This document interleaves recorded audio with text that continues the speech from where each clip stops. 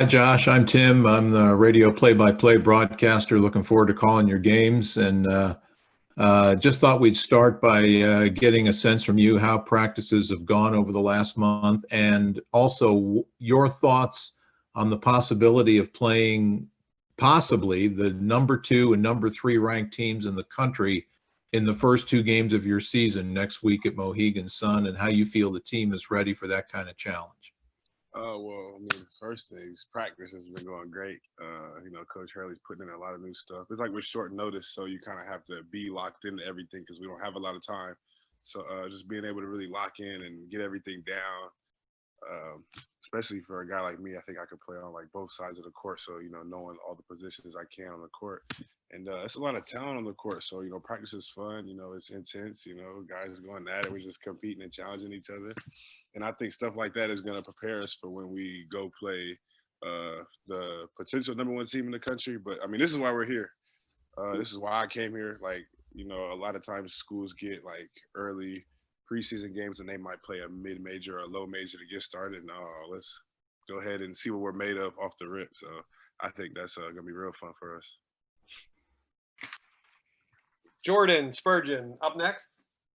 Hey, Josh. I'm Jordan from Sports 360 AZ and a few other ASU student organizations, too many to name right now. Thanks for taking the time today. I wanted to ask you, what has Remy Martin been like during practice? What have his leadership skills been like for you over the last few weeks? He's just a vet. He leads by example pretty well. He's able to pick it up if something, is not going, pick it up for everybody. You know what I'm saying? Like if practice is a little slow, he's been able to elevate it, knocks down shots. Like he's your veteran point guard. That's what he is. Next up, we'll go Chris Cartman and then Trevor Booth. Josh, Chris Cartman, Sun Nova Source. Bobby Hurley mentioned recently that you said to him that he wasn't coaching you hard enough. Mm-hmm. Can you give some perspective on that and how you see it? When I first committed April 13th, I had told him I'm coming here. I want you to push me. At high school, the ball was kind of like just rolled out to me. Shout out to my coach Davis, though. That's my guy. He just retired from Mayfair this year, so shout out to him. But he let me kind of rock out. So I think this year I was looking for maybe a little more of a challenge. So I told Coach Hurley the day I committed just to push me as hard as you can. Whatever you got, empty it. I mean, the man got paid to play basketball. Like he's been on the court with legends. Like he's one of those guys. So if I could pick his brain as much as possible, that's why I came here. Just guard you. I'm a guard. So if I can get as much as possible from him, then I need it.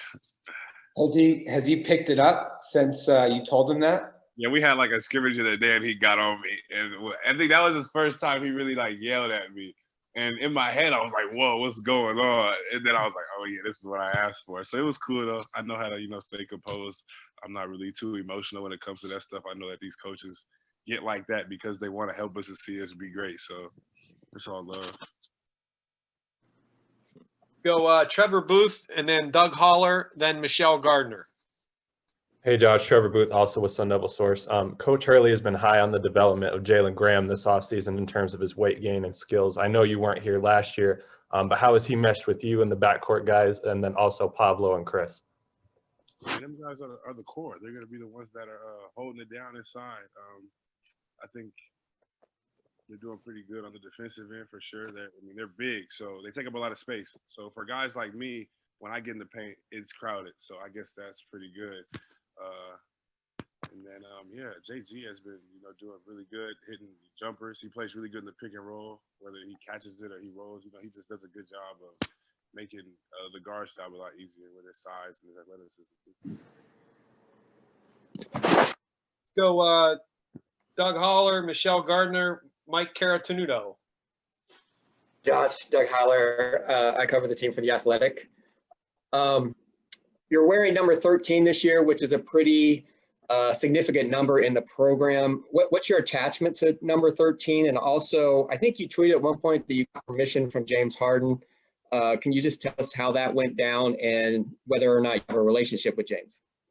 Man, 13 is, that's just who I am. I'm 13 and my brother's 3.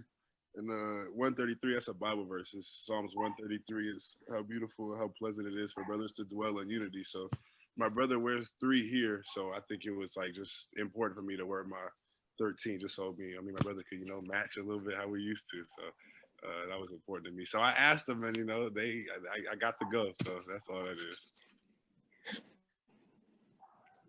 Michelle, and then Mike.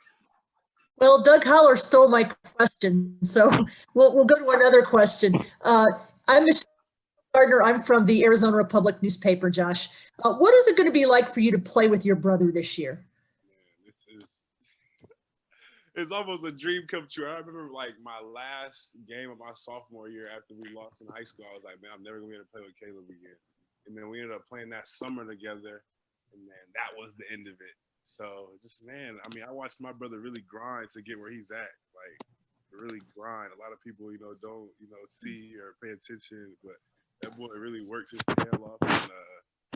And I live with him again, man. When he went to Arizona, did Hillcrest, and then he's been at ASU. Like my brother's my best friend. Like that's my dog. Like that's my guy. So, to be able to share the same roof with him again has been a great thing. Mike, and then Hode Rubino. Yeah, Josh, Michael Caratanudo with Believe in the Pac-12 basketball. So you talked about obviously Remy's leadership, but what has it been like meshing with all the other guards? I know obviously how practice got started, how you guys had to ease into things, Coach really talking about, but how do you feel you've meshed with them? Talent on the court, and when there's people that know how to play the game of basketball, you know how to utilize that talent. So like me and Zoe talk a lot. We were just like, you never know. On this team, it could be anybody's night. So it's just, man, get a ball to the hot hand. I feel like that's all it can come down to. It could be anybody's night. So clicking on that night, it could be all of us. But as long as guys make the right plays and knock down shots, we're going to be a pretty unstoppable team. Go Hode, and then Zach, and then Carson. Hey, Josh, Hode Rubino, Devil's Digest.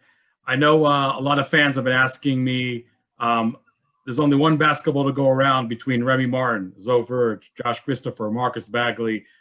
To just talk about the sharing of the basketball in practice. Is it really maybe much easier than people thinks that it is, or is it maybe just a little of a struggle sometimes because everybody wants to get theirs at the end of the day?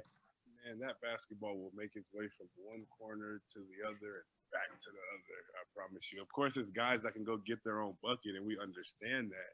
So when a guy goes and gets his own bucket, it's okay. Like, it's a whole lot of talent. I think in our scrimmage the other day, I had like a spurt where I struggled a little bit, but then it's like, I'm not scoring the basketball. I could be dishing off to somebody else. So it honestly is going to help all of us show what we can do and show that we can do a variety of things, which is, what basketball is about. We can all be multidimensional on the court. Zach, go ahead, then Carson, and then Richard Sines. Hey, Josh, Zach Keenan. I also work for devilsdigest.com. Taking back to April 13th, I remember like group chats going crazy, texts from he's coming to ASU, he's coming to ASU. Who were some of the people that you told in advance of that day and releasing that video? Nobody.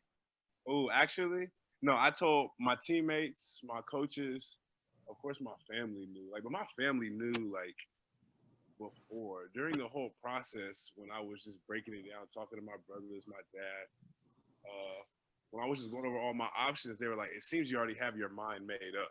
But I just still want to make the best decision for myself, taking all the factors. And then I set that 4/13 date just to put some pressure on myself. Like, dude, make a decision already. Like what are you going to do? Like, come on now. So, that was a fun day. 4/13 was a great day.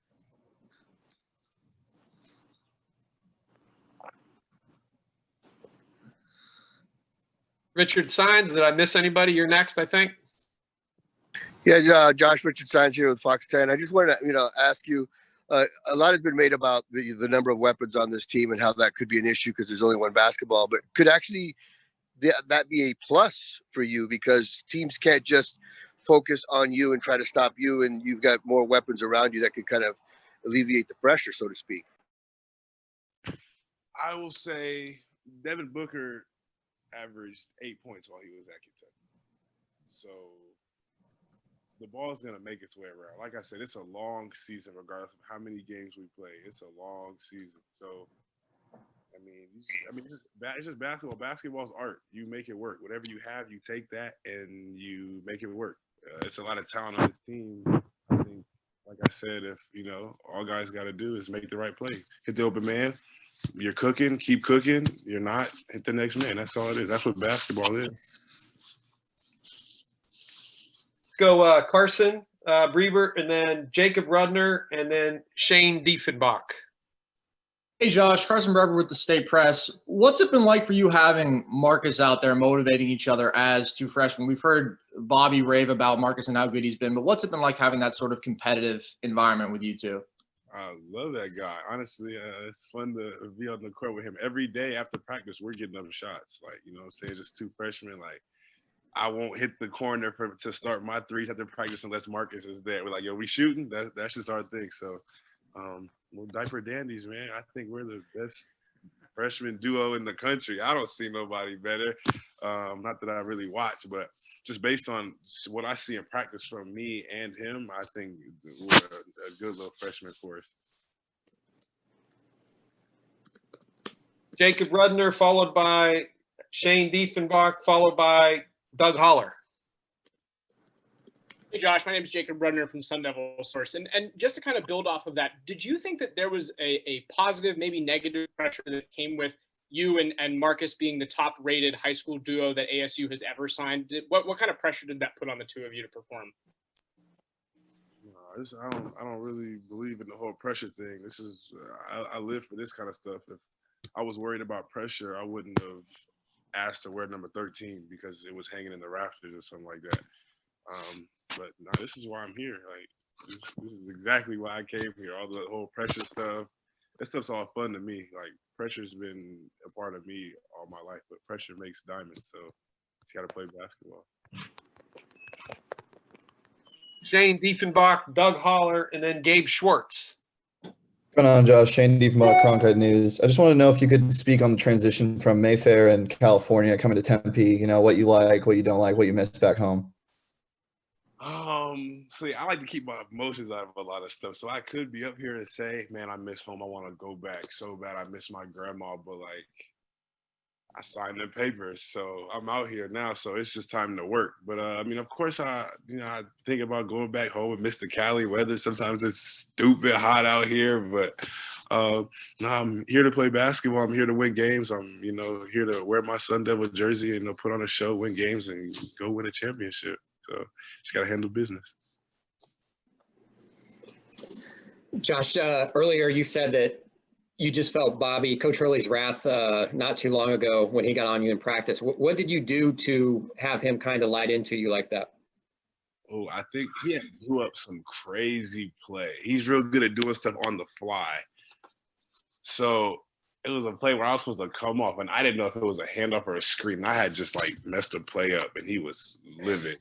Caleb even told me, he was like, bruh, don't do that. You got to lock in. So, that was about it. Just, just getting the whole mental thing down. I got to be ready to go.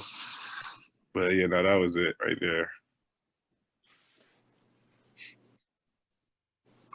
Hey, Josh, this is Gabe Schwartz of Devil's Digest. On the defensive end of the court last year, ASU turned teams over at a super high clip. What do you guys have to do to create that kind of success again defensively, and how do you translate your game from the intensity at the high school level to get to high D1 basketball level on the defensive end of the court? Just putting pressure on the basketball. I feel like it's a lot of guards that are interchangeable. So I think as far as defense goes, whatever player on the opposing team we need to go after, we could be interchanging guys on him the whole game. One play, Remy gets on him, and then Jalen gets on him, Caleb gets on him, Zoe guards him, I can guard him. Just being interchangeable, man, we could really tire teams out the whole game just because of how deep we are. That's how I look at it. Chris Cartman, Hode Rubino, and then Jordan. Yeah, Josh, how do you set up your expectations for this season? Is it, I think ASU fans sort of perceive this as one of the most talented teams that the programs have, but how do you see it, and what would you consider to be necessary for it to be a successful season? We got to hit that court. Everything we do right now in practice is leading up to that. So that's why I think it's good that we go out to Mohegan Sun and we get put to the test right away, because what they had us at 18 on the AP polls. I think we can be way better than that. But it's all a matter of getting on the court and seeing what you're made of, though. But I definitely have a lot of trust in this team just so early. I know a lot of teams haven't had a whole lot of time to practice due to COVID. So I think this season will rely on potentially how much talent a team can have, and then some more. You know what I'm saying? It's gonna, we're gonna see once the season comes along. You practice and you work, and when the time comes, it's time to go. Let's go Hode, Jordan, and then Jonathan Gold. Josh, we know there's a good chance that this might be your only year at Arizona State before you declare for the NBA draft. So with that notion in mind, are you really trying to take in this whole college experience? I know it's really weird under COVID-19, but are you just really trying to relish, the last time you're going to play with your brother, and just relishing the college experience as a freshman at Arizona State? No, absolutely. That was the most important thing for me when it came down to making my decision. Was it to go to college or go get paid? Like, my brother's in Arizona, forget basketball. My brother's in Arizona going to college, and I have the opportunity to live with my brother, make more memories with my brother. We can tell our kids about, it's not often, people get to go to school with their brother or be as close to home. Like my dad and my mom moved to Arizona. My dad is just a drive away. So just to be close to family. And then, this is Guard U. It's not called Guard G for a reason. And I really realized that once I got here. I would tell any guard to come play for Bobby Hurley. Literally. Of course, guys are going to make their own decisions, but it's Guard U for a reason. So, hey, man, pick your poison. Jordan, John Gold, and then Trevor Booth. Hey, Josh, you mentioned, coming here to make all these memories, and now you've got family out here with your brother and your mom. What's it been like for you? How you been holding up during COVID with maybe more limitations on what you would have possibly expected before? Man, everything has been limited except basketball. So honestly, during a COVID time, you're going to see who's really been putting in work, because in reality, well, at least for me, gyms have never been closed. I've had access to a gym through this whole time, so I've been trying to take advantage of that as much as possible. And just putting in work. I'm here for a reason, so just work. That's all it is. John Gold, and then Trevor Booth, and then back to Carson. Hey, thanks so much for your time. John Gold with the Arizona Daily Star. Kind of to piggyback on Jordan's question, what's it been like to start your college career in the midst of a pandemic? Have you had that real college moment yet, or that real welcome to the big leagues moment? Is that going to happen when you play other competition? Have you had that kind of rude awakening yet? I've never. I won't say I haven't been on the court with so much talent before. Yeah, we got to hit that court, man. Practice is practice. So I haven't really taken I've looked at each day in practice just as a learning experience, not nothing crazy. If something doesn't go my way, how do we fix it? I'm that type of guy. I'm not really gonna, whoa, what just happened? It's okay, this happened. How are we gonna fix it now? How are we gonna get better from that? But no, I think, I guess the whole welcome to college moment will be, I guess, once we hit that court. Once we show everybody what ASU is made of, let's make that our welcome to college moment. Trevor, Carson, and then Zach Keenan. Hey, Josh, last year, Alonzo Verge mentioned Rob Edwards as a guy who kind of pushed him in practice and elevated his game as his first year with the team went on. I know you talked about Remy and Marcus, but either them or which of your teammates have maybe provided that competition factor or advice that's kind of helped you to this point? Yeah, Alonzo Verge, 100%. When I first got out here, we started just competing off the rip. Just two guys that love the game of basketball and want to be great, just pushing each other. That's what it's all about, man. Iron sharpens irons, man. That's what it's all about. Hey, Josh. Sorry, I forgot what I was going to say there for a second. So obviously we've seen you do a lot in high school at a high level with your handle, with your shot, athletically. You talked about, you feel what your two-way ability is. What do you think is your greatest strength right away, and what do you think is going to be your most sort of immediate contribution to the team? Whatever Coach Hurley asked me to do once it's time to hit that floor, I think that's what I've been pretty good at, just being able to adjust to situations and just making it work.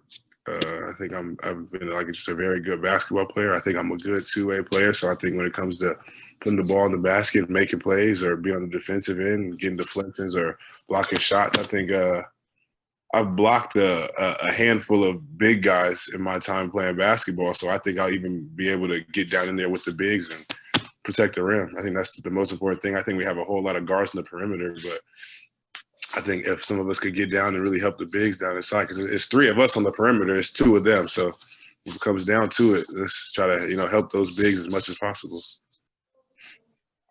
go Zach, Michelle Gardner, Doug Holler. Josh, one thing that we hear a lot of is we hear Remy, we hear Zoe, we hear Marcus and you. Is there anyone this year that we should really be looking out for? Maybe a breakout player or someone who's flying under the radar?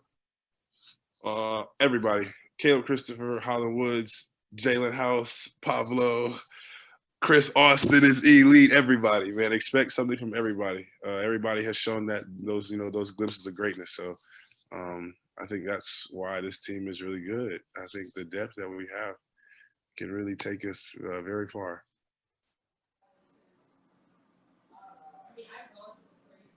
Michelle, you're up. Two questions, Josh. One, how is Caleb's injury coming along?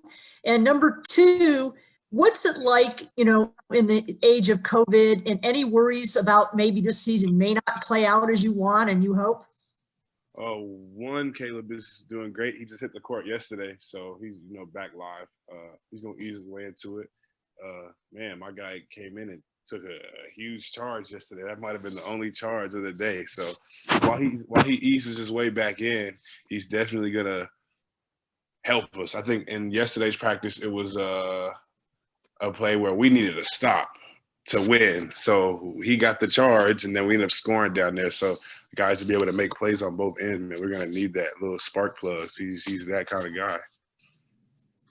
And then your other question was about COVID and how this season is playing out very strangely. Yeah, you got to control what you can control. As of right now, I know I'll be getting on a plane and going to Connecticut to play basketball. So I don't know what could happen in these next couple of days until then. But right now, I'm just getting prepared to play ball. That's all I could do. Awesome. Hey, Zach, did you get your question in? Yeah, I did. Okay. Doug Holler's next, and then Mike Caratenuto. Josh, what part of your game do you feel like is the most overlooked? I think by the time season comes around, I'll be shooting the ball at a pretty solid clip. I mean, I'm in the gym every day, so I kind of, just seeing my shot getting back to how it was. And I think I'll be able to make plays, man. I think I'll be able just to affect the game in a lot of different ways. However, so if I'm not the one that's scoring the ball, I'll be able to set the guys up that are scoring the ball, or be able to just get stops, man. Just be able to make plays. Energy. I think you guys know what kind of player I am. I filled with energy, and I like to do a lot of fun, crazy stuff when we play. So, just those plays that can get us going, and then just being a good ball player. That's about it. Mike Caratenuto. And then, Josh, you talked about obviously the depth of your team and how big depth can play out over a season, but with obviously what the COVID did for the NBA draft and a lot of players coming back. When you look at the conference in and of itself coming in, I mean, does the overall depth of the conference kind of like light you up competitively and think that you see it and say this is obviously a very deep conference?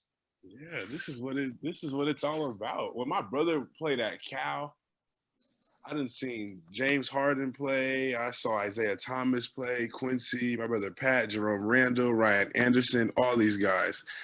I saw all that on the court. So like, I've seen it all, man. So I'm just ready to play basketball. I've seen it all. And then to follow up real quick, what was it like? I talked to Jerome. What was it like working out with Jerome? Because I mean, I know as a point guard, he was pretty shifty, but what are some things you learned from Jerome? Hey man, that guy got some stuff. I got a signature move. I think I pulled it out one time during like some runs in quarantine. I only used it once. I haven't used it since then, but it's automatic. It's automatic. He has some stuff in his bag.